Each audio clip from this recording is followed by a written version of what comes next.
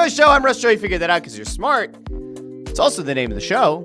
It's a fun Friday, a fantastic Friday. Get your popcorn out. I don't know what the show's going to be like today, but it is a nice Friday. I'm looking forward to today's show. Now, I will tell you, if you look at the thumbnail on the episode, it is very Phillies-centric. But if you looked at the name of the episode, you'll notice that there's something that you would assume is not exactly Phillies related, and in fairness, it's within the organization. But Lehigh Valley, they put out tomato pie merch. We're going to talk about that. And in the meantime, what I do want everybody to do is let me know your thoughts on tomato pie, because we're going to get there a little bit later on in the show. Or you could wait until that section, whatever. Where's the best tomato pie? Do you like tomato pie? Do you think that the lack of melty mozzarella cheese makes it an abomination? Is it an affront to sauce and dough together? You can let me know. We're going to get there. Phillies sweep the Rockies. They have a huge series this weekend against the Dodgers, which we all know. It is a massive, massive series. You don't put too much emphasis on how big, the third series of the year is going to be, but you go down to D.C., you win 2 out of 3, you come home against a disastrous, a Rockies team that's probably going to lose 100-plus games. You sweep them, you get the job done. Now, the way that the rotation's lining up, you're not going to get to put your 2 best starters against the Dodgers this weekend. Freddie Freeman hit the IL, so maybe that's a little bit of a, I don't know, it's not like a level set. It doesn't exactly kind of recalibrate things, but you have a Dodgers team coming to town that entered the season with a ton of fanfare. It's a team that many believed could, if not will, represent the National League in the World Series. People have been essentially approaching this season with the Dodgers as an almost foregone conclusion that the Dodgers are going to represent the National League in the World Series and that they could and maybe even should win it. Now, things have changed a little bit of late, at least on the winning the World Series front, because the Yankees have just been bananagrams, and the torpedo bats, which we talked about, have led to some massive showings, including a 20-run outburst. So I'd still say that the Dodgers are probably the favorite in the National League, but man, your team, your town, your Philadelphia Phillies have to be feeling pretty damn good through 2 series of the season. Now, again, granted, Nationals are not expected to do anything. The Rockies are just expected to lose.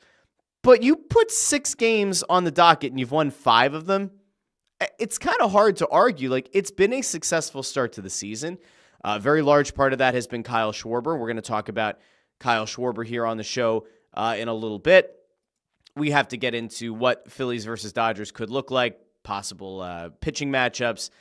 Oh, and by the way, Taijuan Walker throws 6 scoreless innings in a game that, let's be honest, no one saw coming. We're going to get to all of that and much, much more on the show today, and hopefully the camera won't crap out. I already see it kind of getting a little bit wonky. If it does, I've got secondary camera ready to go. Should we flip on the secondary camera? How you doing? I got it at the ready. We're prepared on a Friday. Now, I do have a meeting that I have to get to, so this isn't going to be an hour-plus show. There's a meeting I got added to. Not entirely. Well, I know what it is, but I don't exactly know what it is, but I know what it is. I have an idea. General idea.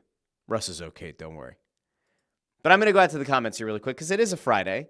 The Flyers haven't played since Monday. They take the ice tomorrow. They're not back at home until, is it next Saturday? I think it's next Saturday and then the following Monday or Tuesday, and then we're done with home games. We're done with the Press Row Show for the year. Will the Press Row Show be back next year? Remains to be seen. We have a conversation with the Flyers coming up here.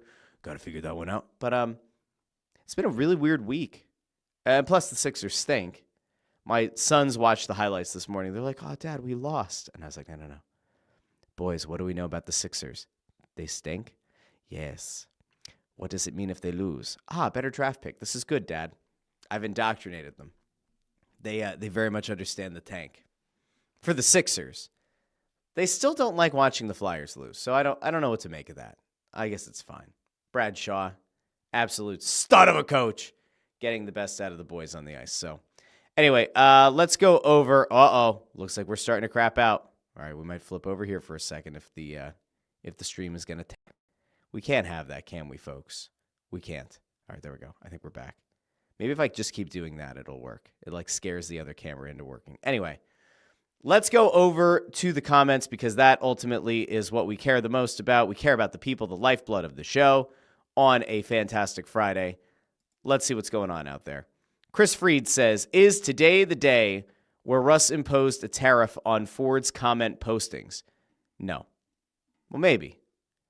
It's just like this. I say this with love to anybody in the comments section. It's just that there's only one person who's like the major problem with it is that like I have no problem whatsoever with people commenting a lot on the show. In fact, I prefer it. I love the idea of people commenting on the show a lot. However, when you spam the comments with your own comment, then I have a problem. That's when you get put in timeout. I can put people in timeout now, which is pretty wild over on YouTube. So if somebody starts spamming away, into timeout they go. They have to go sit in the corner. They have to stare into the corner. It's not fun for anybody. It's not an enjoyable experience, So we're just going to try not to do that. Chris Freed also asks, what's up with the new arena? No updates in months now. It's interesting, okay? It's a really, really interesting scenario, situation down at Wells Fargo Center because we went through months and months, if not a year, was it more than a year, of the Sixers threatening to build the downtown arena. Then we got this idea that the mayor and city council were going to approve the downtown arena, and then out of nowhere we find out that the Sixers and the Flyers have essentially agreed to doing a much broader job of building up the South Philly sports complex, adding apartments and stores and all kinds of stuff, kind of making a little city within the city, and that they were going to, I don't know, build a new arena, and no one knew what was going to happen to Wells Fargo Center, and all these things about like Wells Fargo Center getting renamed, that has all kind of hit pause.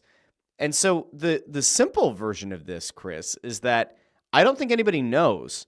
Now, I will tell you that, and we noted this on the Press Row show the other night, but like Brian Roberts, the head of Comcast, right? Some people go like, oh, Dan Hilferty owns the Flyers. He doesn't. Hilferty is the CEO. He's of Spectacor. He's the governor of the Flyers. He's their representative, but he doesn't own the team. The guy above him is Brian Roberts, head of Comcast, right?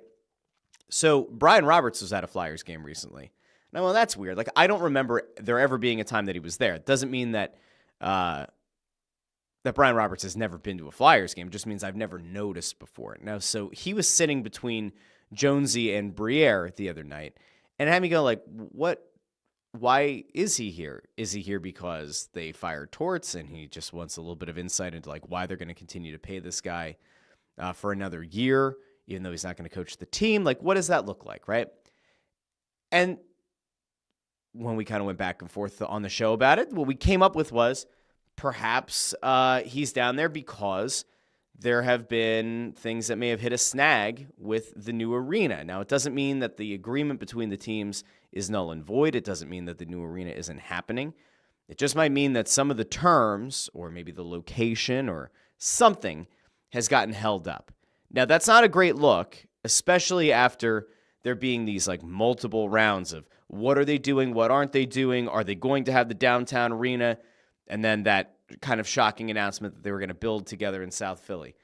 I don't know what they're going to do, but this is the point right here. Sean C. makes a great point. There's no way you can throttle that arena with construction, that area with construction during the World Cup. And I think that's a really good point, and maybe that's part of it.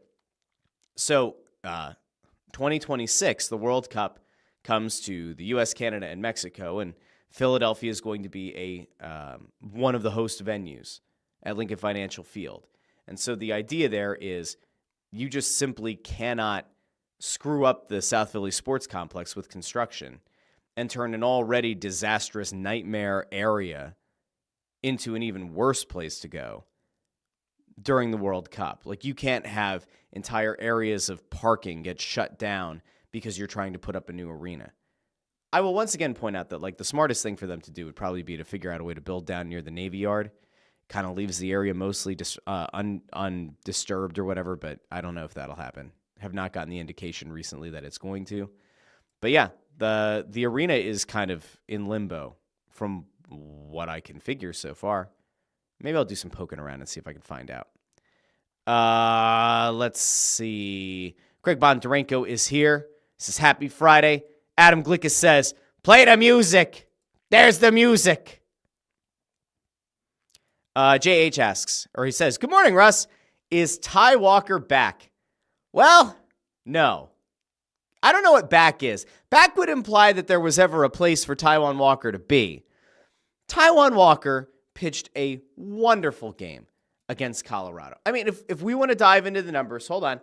I will dive into Taijuan Walker's numbers. Like I said, 6 scoreless innings. Let me see. How granular can I get into Taijuan Walker's numbers from his first start of the season, where he now has a 0.00 ERA? Boy, Taijuan Walker's having the season of his life. No? Okay. I don't want to get into his numbers. All right, there's no point. Can we be honest here? Taijuan Walker, I feel good for the human being. He's been much maligned since signing here. But it's always a bad sign when a guy leaves the Mets and the Mets fans openly rejoice in the streets that this guy left their team. When that happens, you know you've made a very bad decision in life. They weren't doing that when Zach Wheeler left. They were very upset that Zach Wheeler left. When Taijuan Walker left, they said, thank God. I can't believe somebody else is willing to pay him. What are the Phillies thinking? Taijuan Walker's not been a good pitcher for this team. We go back to last year. I think it was his last 10 or 11 starts that he made for the Phillies. They lost each and every one of those games.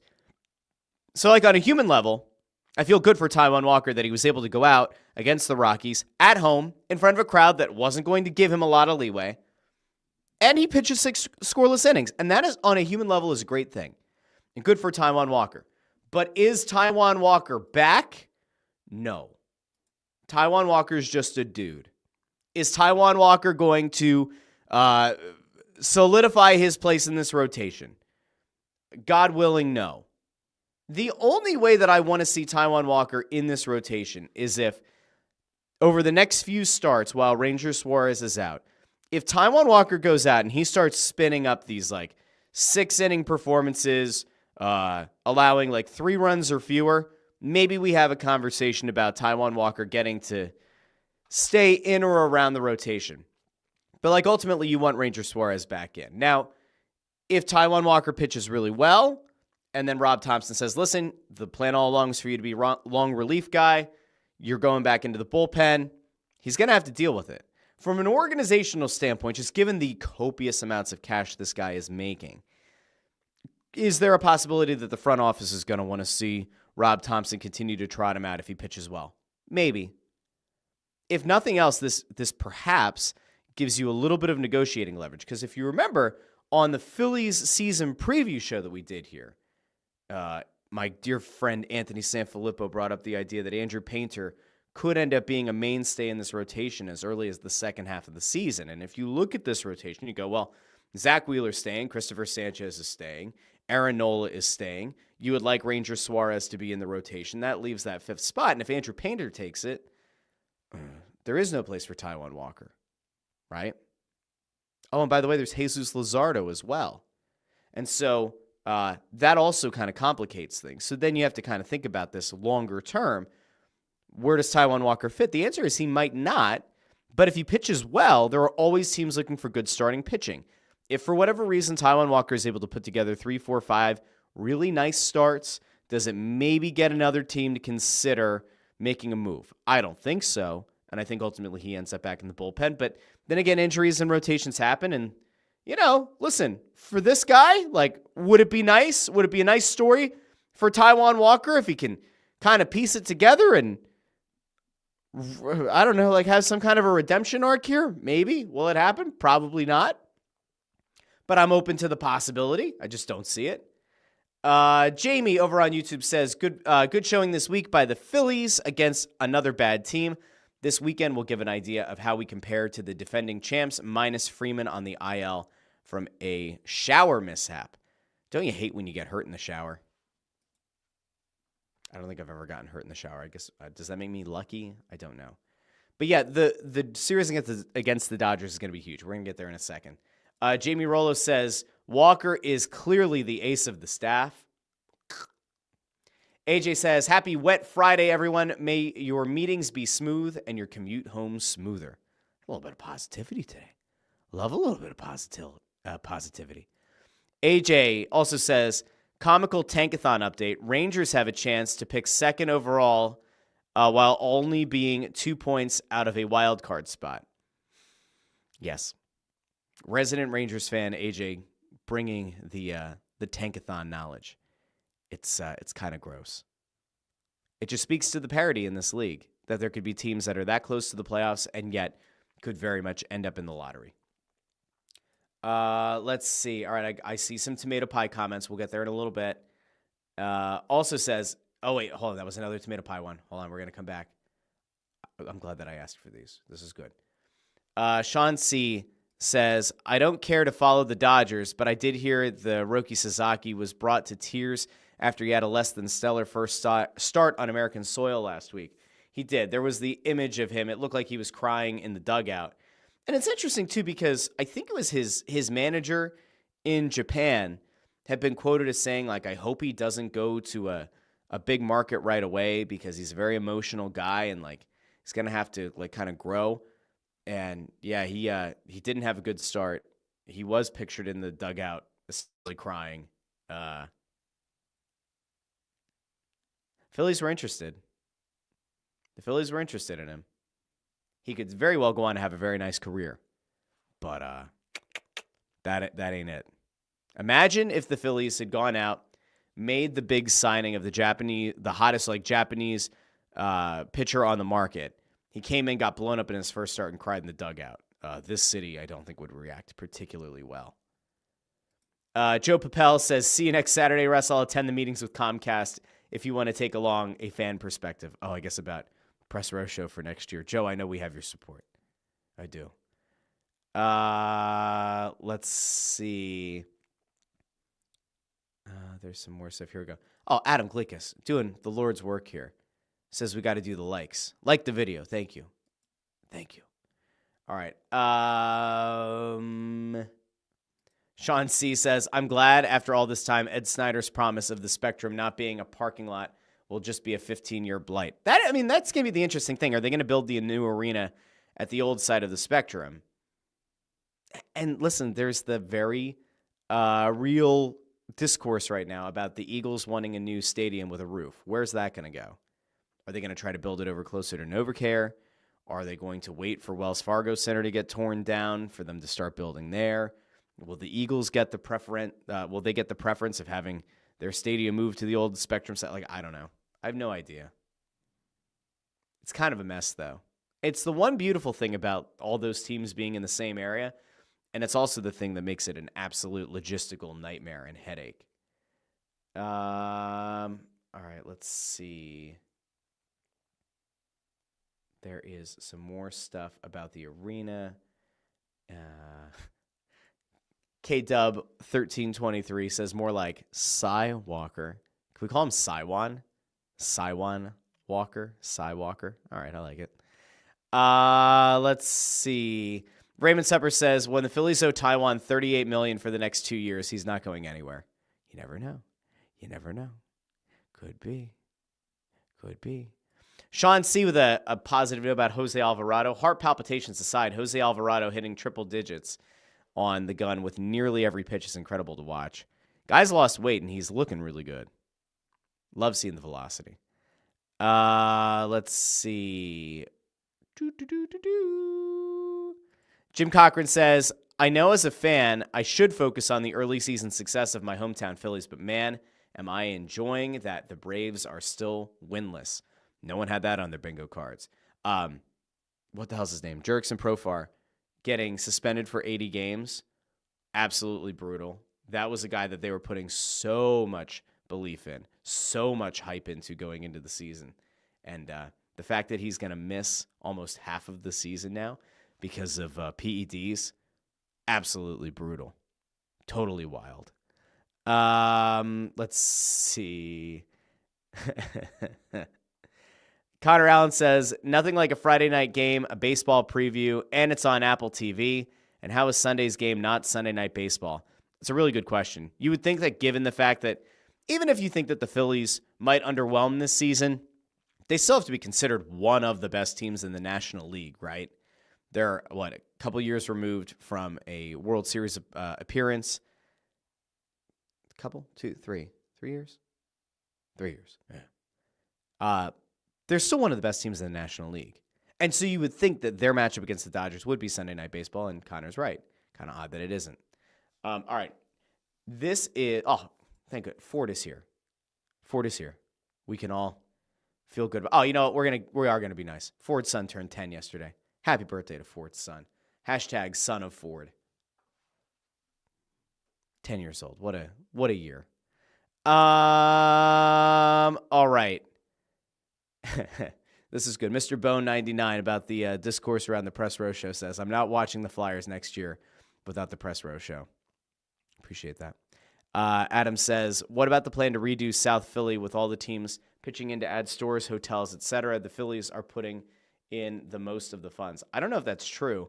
So it was supposed to be a collaborative effort between Spectacor, the Phillies were definitely in, and then they were trying to convince the Eagles to get in as well. And so the idea was kind of build up this, I said a little bit ago, but like apartments, businesses underneath, probably bars, restaurants. I think there was a plan for like a movie theater. Remember, at one point there was a plan for an esports arena. I've been told that is like kind of back on, but maybe not for esports. It might just be a small concert venue. Like, I don't know what they're thinking, but they got to like put up or shut up pretty soon. Because again, as has been noted, the World Cup is here next summer. So if you're going to build that up in the sports complex, you have to groundbreaking has to happen in like the next month for you to have any chance of that being done, dusted, and cleaned up in time for the World Cup. You simply cannot have the South Philly sports complex be under construction while the World Cup is going on at Lincoln Financial Field. It would be an unmitigated disaster. Jim Cochran asks, can we name the new arena the Tank, since it seems that's all those teams do anymore? Is that too Negadelphia? We could probably nickname it the Tank. Or do we rename Wells Fargo Center as the Tank? That actually would be funny, because like the Farg is stupid. I don't like calling it the Center. If we called it the Tank, though, there's been a lot of tanking. There's been a lot of mediocrity.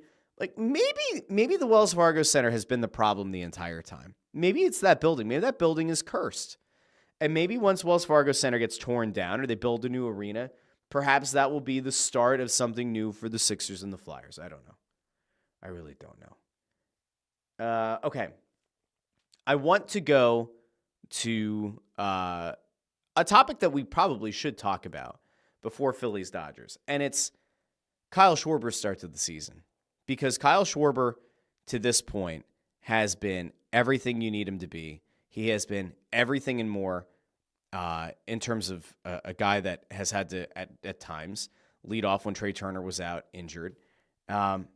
He's off to a hell of a start, hitting .308 this season. He looks every bit like a guy you cannot allow to reach free agency. And I get it. He's 32, or just recently turned 32 years old last month. And I get how these guys can break down after the age of 32, 33. And I get that conceptually his best years might be behind him. Or at least historical precedent would kind of point towards the fact that Schwarber should be very much like at or near the end of his peak powers and now starting to descend into madness. But he's been so freaking good for this team. And I get it, it's only 6 games. But if you look at what he's done in his tenure as a Philly, the numbers are bananagrams. And if you think about what this lineup would look like without that power in it, it's not the prettiest picture. I think that at some point we have to start to have the legitimate conversation around whether or not it's ever going to be too early to re-sign Kyle Schwarber. I mean, just consider this, right? For the last 3 seasons that he's been in town, home runs, 46, 47, 38. RBIs, 94, 104, 104. This guy has been a bona fide stud in this lineup. Schwarber went from being like a funny little gimmick to being the truth and something that you expect almost every time he comes up to the plate.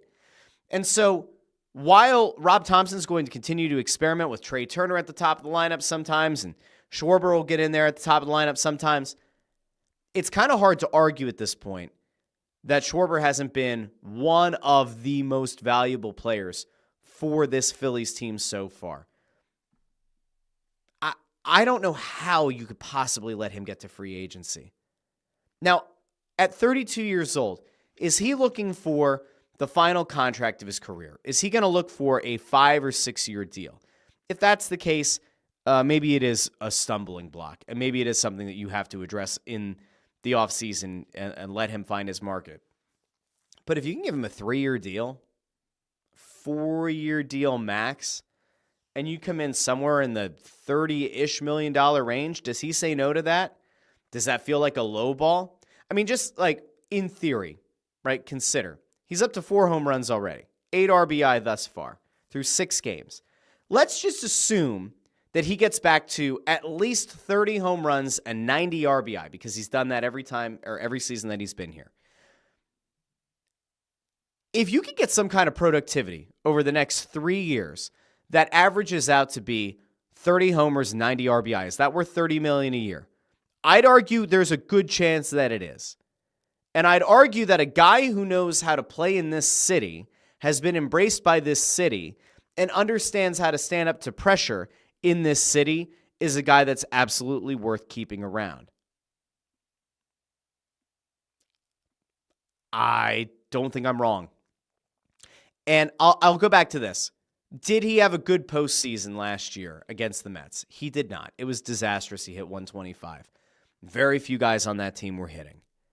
You go back to the year they went to the World Series, he had 10 home runs in the postseason, 15 RBI. You go to the following postseason, 6 homers, 9 RBI. I tend not to look at the average as much with Schwarber because, in fairness, the goal for him each and every time at bat is to pound that ball into the gaps, sure. Hit one out of the park if he's at the top of the lineup, sure.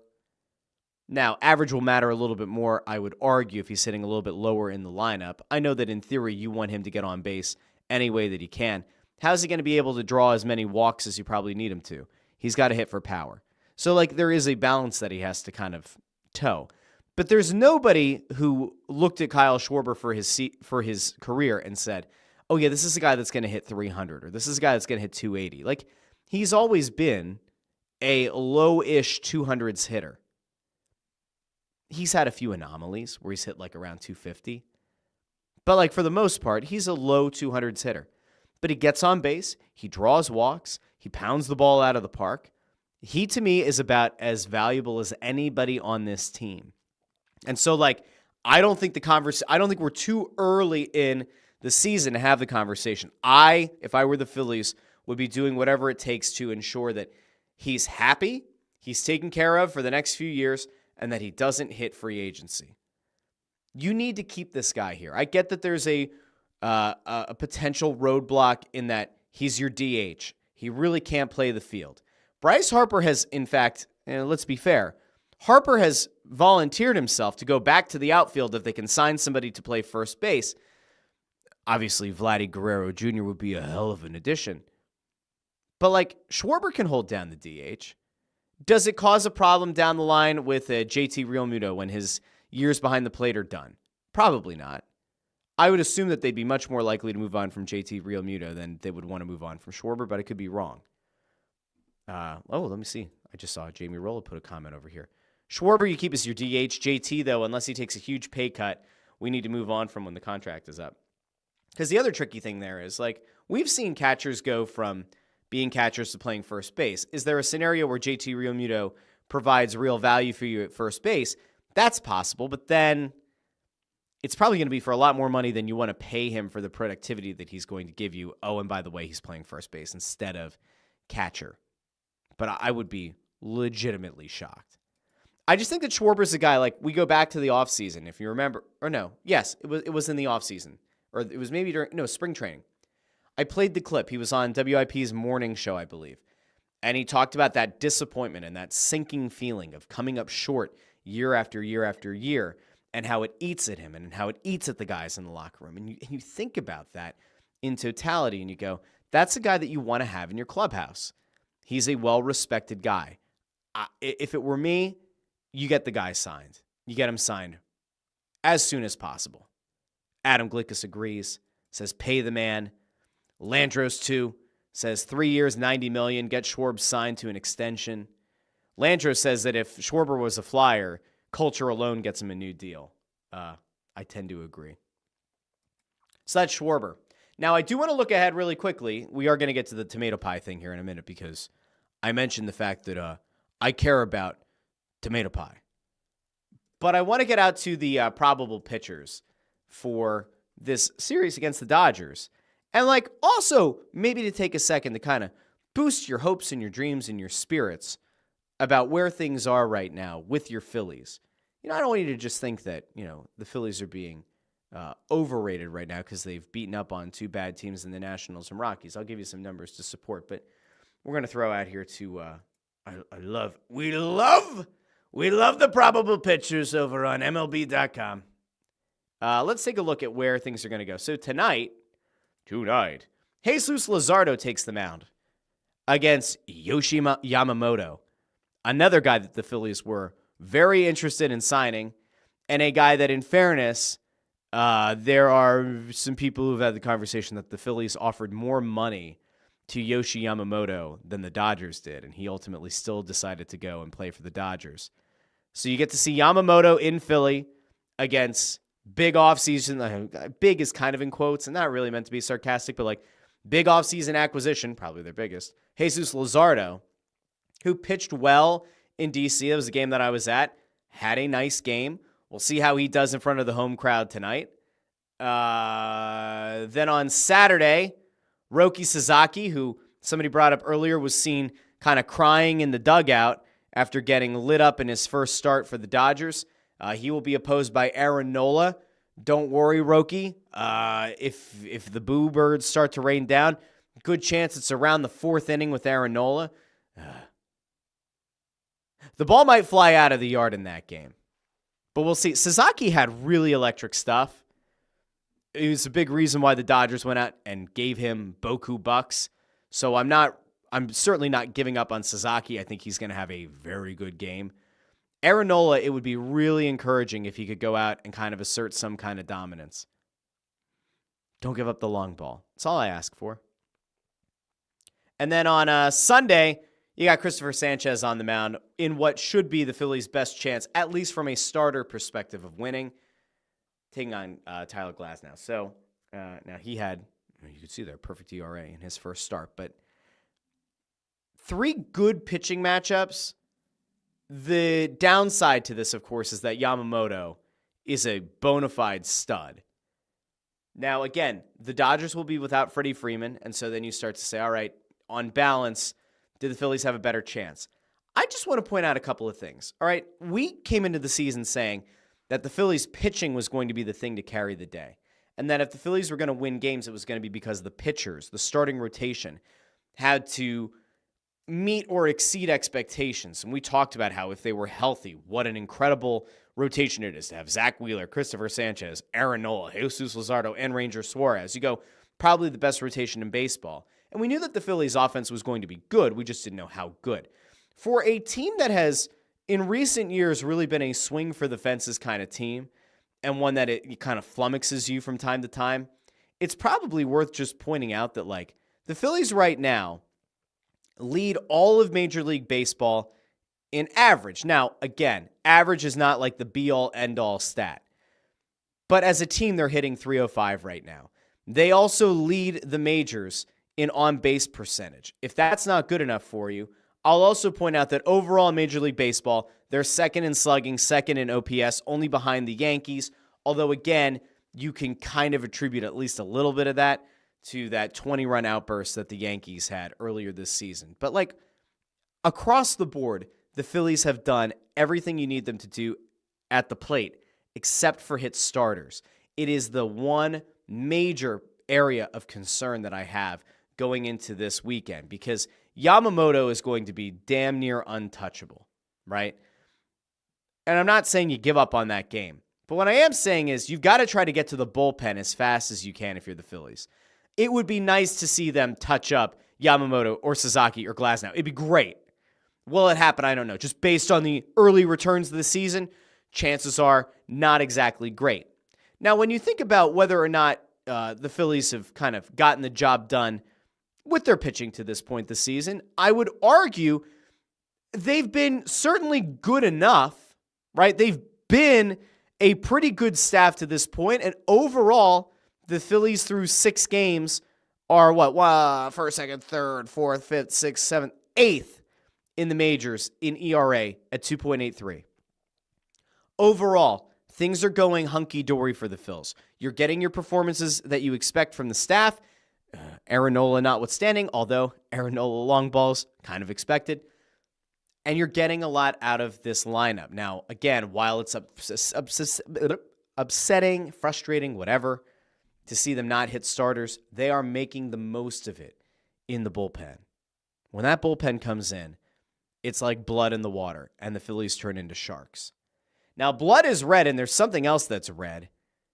The sauce that goes on tomato pie. And this is where I want to wrap up today, because I said I wanted to end on something kind of wacky, kind of zany, but ultimately something really positive. So the Lehigh Valley Iron Pigs put out that they're doing some kind of special merch. And it's not your run-of-the-mill merch. I know that in the past they've done, bacon hats, and there have been cheesesteak hats. And while those are cute and funny, and I'm sure people really enjoy them, they put out something that absolutely blew my mind. They have put out merchandise for Tomato Pie Night. Tomato Pie Night's going to be in May. Do I want the Lehigh Valley Iron Pigs to invite me to come to the game? Yes. Do they have any reason to whatsoever? No. Do I influence any real public opinion? Not really. Sometimes, but not with baseball. But I want you guys to see this merch in case you've somehow missed it.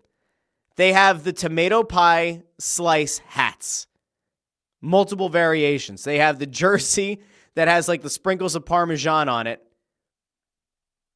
And then they've got, this is my favorite. Well, there's just this shirt that says tomato pie with a slice in the middle. And then sauce, crust, Parmesan. My favorite part of this entire thing has been watching the Iron Pigs have to explain to people what tomato pie is. Now, in fairness, like where I grew up in Schuylkill County, I don't remember tomato pie being a thing. I don't remember it being available. I don't remember ever having it. I do remember there was a place in Pottsville called Sweet Peas. It was behind D'Angelo's across the street from Alumni Field where we played all our soccer games in high school. And I remember the idea of the sweeter sauce, the sweet pizza, but you still had the melted cheese over top. It was still meant to be a pizza. I don't remember tomato pie being a thing. But now that I've been indoctrinated in this area by what tomato pie is, and I'm very, very fortunate to have Corporalese very, very close to home. I love tomato pie. I've been thinking about what I'm going to eat for lunch. And in fairness, I kind of want to go get a tomato pie. Now, you can't tell here, but your guy here has been losing weight and has been getting in much better shape. And so the idea of stuffing my face with an entire quarter pie of tomato pie seems like a terrible life choice. But I could just work out long enough to work most of that off. I have made the consideration. After all the tomato pie discourse over the last couple of days, I'm thinking there's a non-zero chance I go hit up Corporalese later. But I'm not going to guarantee it. Russ, you should eat something different in your house. Don't you have bread, peanut butter, jelly? You can make a PB&J. You could go and eat some of the macaroni and cheese. You could do that. Don't you have seafood in that house? What are you doing, Russ? What the hell are you doing? Yeah, but there's tomato pie. I love tomato pie. I really do. I love tomato pie almost more than anything else in this world. Do I love tomato pie more than my wife and kids? No. Do I love it better than ice cream? I actually might like tomato pie better than ice cream. Tomato pie has really climbed my rankings, my food rankings. I'm going to go over to some of the comments though, about tomato pie from earlier in the show. I just have to figure out where people started dropping those in. But you can let me know in the comments below your thoughts about tomato pie. But Adam Gleekus says, I told my wife it's the cheapest way of pizza. Sean C. says, tomato pie is trash. Surely the Iron Pigs could have picked something better to commemorate. Wow. Sean C., that is a brutal take, hating on tomato pie. JH says, tomato pie is just pizza that some absent-minded dude was trying to make and forgot the cheese. Need the cheese. Yeah, but there's Parmesan on top. You sprinkle the Parm on top. No, you still want the melty cheese. I will argue that, like, there's a case to be made if you got the full the full tomato pie from Corporally's, I think it's like $18. If you got that, then went home, sprinkled your own mozzarella cheese over top, mozzarella cheese probably like $3 a bag or so at like an Aldi or whatever. Throw $3, $21. That's still a bigger overall pizza. You throw it in the oven. That's a bigger pizza for $21 than you're going to get at virtually any pizza joint. I might have to experiment with, should we do the science at the Russ Joy Show and take a tomato pie, add mozzarella, throw it in the oven, and prove that tomato pie is actually the most cost-efficient way to spend money on your saucy, pillowy dough combo. Maybe. AJ Snap over on YouTube says, a mutual acquaintance of ours brought tomato pie to a marching band rehearsal to share with the staff. I thought it was a sick joke. She took all the cheese. No. Tomato pie is amazing. AJ, I'm ashamed. I am ashamed. Let me see. Did I miss anything else over there? No. All right. I'm going to get back over to the tomato pie over here. Oh boy. A lot of people very upset about the tomato pie. All right. Hold on. Connor Allen says, big Corporally's pie guy. Good on you. Good call. Adam with a yes. I want it. I guess about the merch. Ford says tomato. Ford also says, for me, I prefer pizza heated up. Tomato pie is fine, but I like it hot. Do you heat up the tomato pie? I assume that you don't, but I would be interested if that's any good or not. Ford also says, I like a good upside down pie sauce on top, cheese on bottom, but again, it's hot. There's a place, Penny's in Limerick, that I think does that. They do the sauce over the cheese. I had it once. It was good. But I don't know, though. I like the cheese on top if I'm going pizza.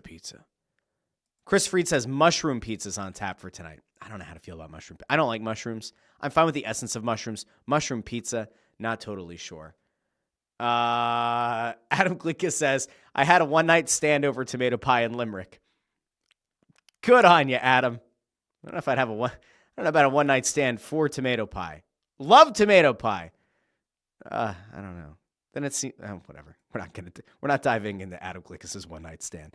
Jim Cochran says, I'll eat tomato pie if it's in front of me, but the best part of a pizza is the cheese. It's kind of like getting a Whopper without the meat.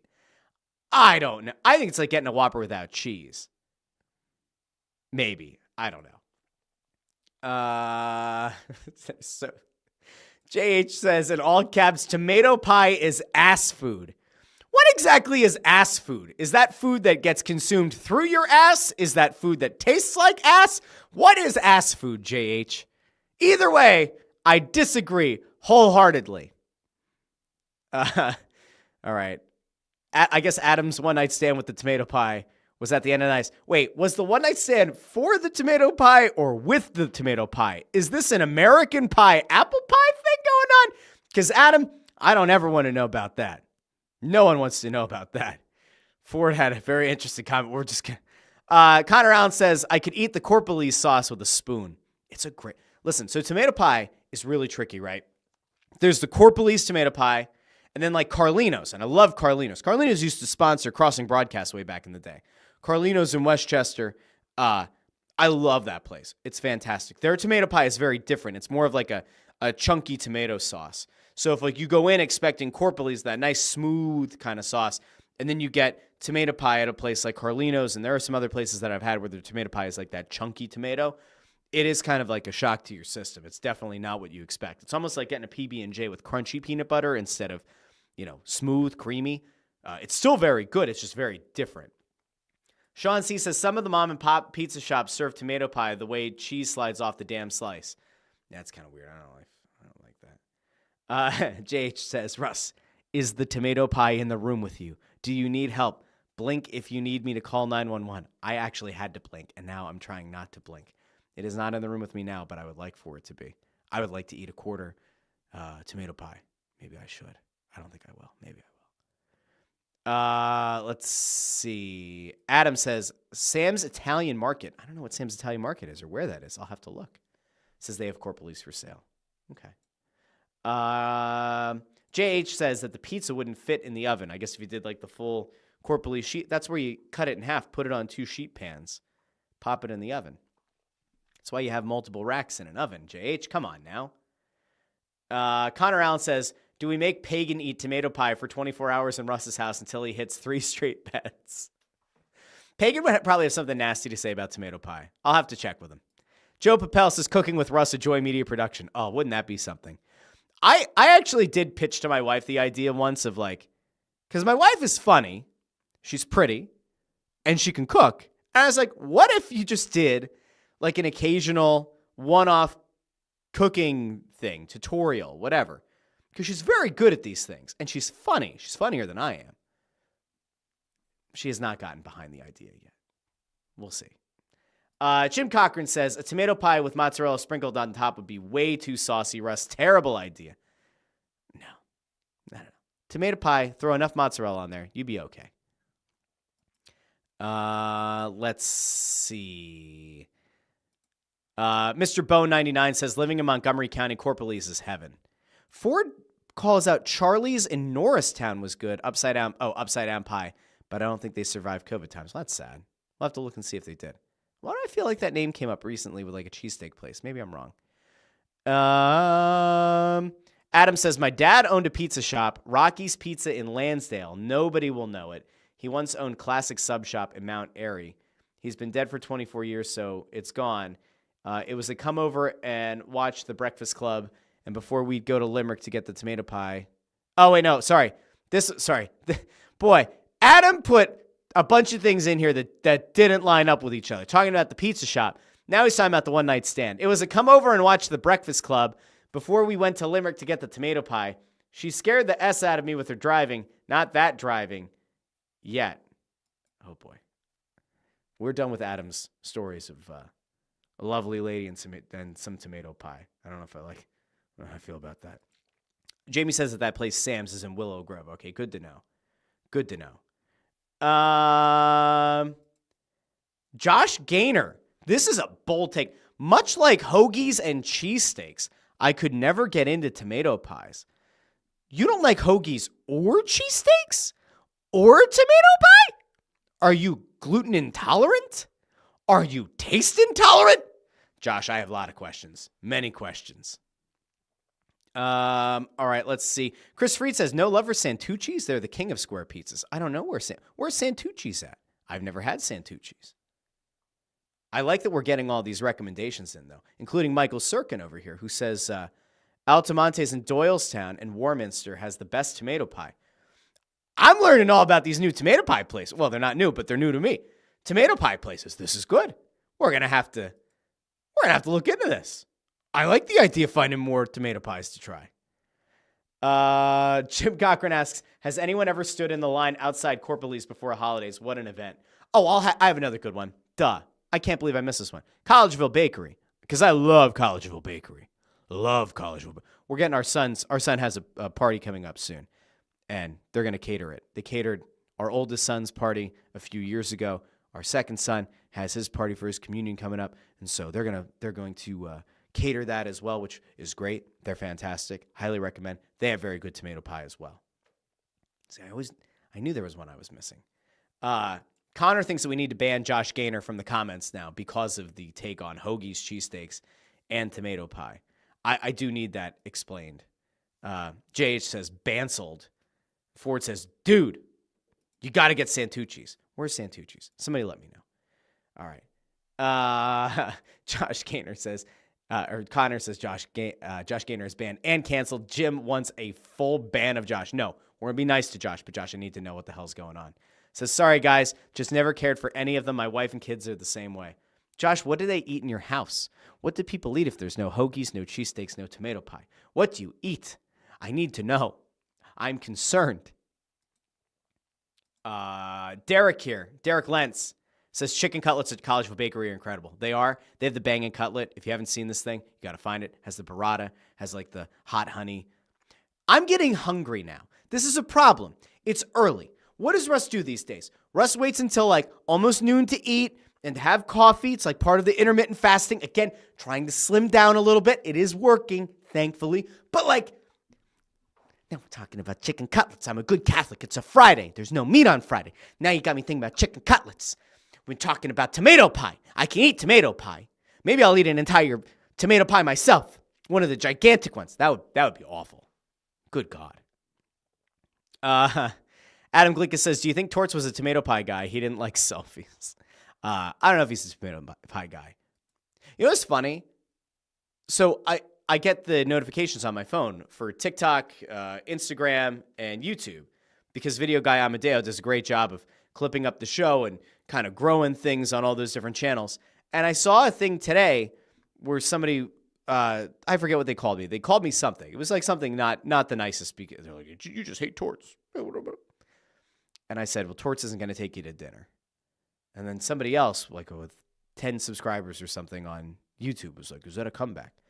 I don't know why people are still upset. I don't know what happened to the people who are still upset about Torts. Just remember, like, I had nothing to do with it, okay? He got fired. That follows the guy. That stays with the guy. Let's see. Last thing.